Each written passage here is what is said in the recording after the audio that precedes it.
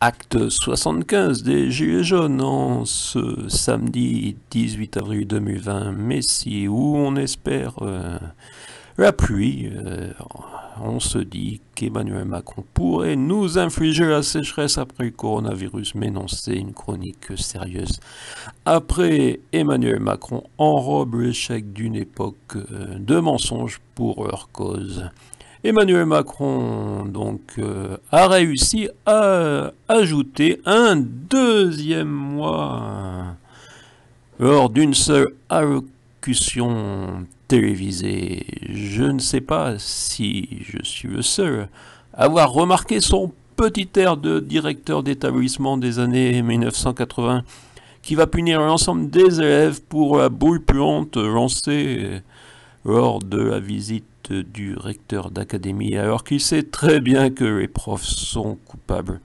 Emmanuel Macron sait très bien que c'est le choix de cacher la vérité en janvier qui a abouti à cette situation dans laquelle il doit se démener. Effectivement, mais fin janvier, le MEDEF et les députés de l'économie victorieuse aurait hurlé si on avait brisé la croissance pour se protéger de ce coronavirus. Néanmoins, tout le monde savait que ce qui se passait en Asie arriverait si on ne bloquait pas nos frontières avec mise en quarantaine des arrivants. En janvier, un tel frein à l'économie était inconcevable pour les installer, les yeux rivés sur leurs critères de croissance. Des auteurs vont puiser chez Martin Luther, le réformateur de l'Église, l'initiateur du protestantisme. 1483-1546, là oui j'ai pris des notes. Ils vont puiser, dans un autre contexte, une ode au mensonge utile. Dans une traduction du genre qu'importe un gros mensonge si c'est dans l'intérêt du mieux et de l'Église chrétienne. John Irving, par exemple, dans la traduction française, ça donne « Quel mal y a-t-il à dire un vrai mensonge caractérisé pour une bonne cause ?» Notre bonne cause du XXIe siècle est donc la prospérité des milliardaires et celle des grandes fortunes. Le gouvernement français semble choqué que la Chine ait pu ne pas tout dire sur ce coronavirus. C'est toujours risible de voir un gouvernement choqué par ce genre de procédé, alors qu'il l'utilise avec ses sujets, même ses sujets jaunes. Oui, nous sommes bien dans l'époque du mensonge, et l'essentiel semble être de pouvoir prétendre nous n'avons pas menti, mais nos experts n'avaient pas encore rendu leurs conclusions. Cette crise sanitaire met en évidence ce fonctionnement, le mensonge de notre époque. Naturellement, les médias d'accompagnement désinstallés vous fourniront d'autres grilles de lecture.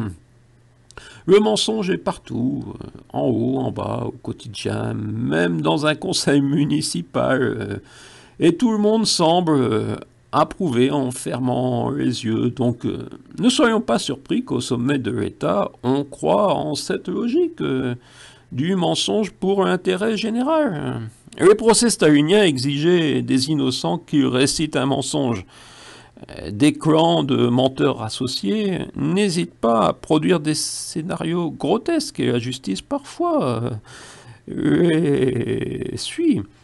Et donc certains attendent les dossiers des experts en oubliant que gouverner c'est aussi agir et réagir avec bon sens. Gilets jaunes, il vous reste quelques jours pour apprendre la chanson du confinement. Ouais, vous la connaissez pas, ouais, dans vos médias d'installer. On ne l'a pas encore diffusée, c'est une petite parodie. Je vais vous chanter sur l'air de... Vous allez reconnaître, non ? Le bon président Macron a mis son masque à l'envers.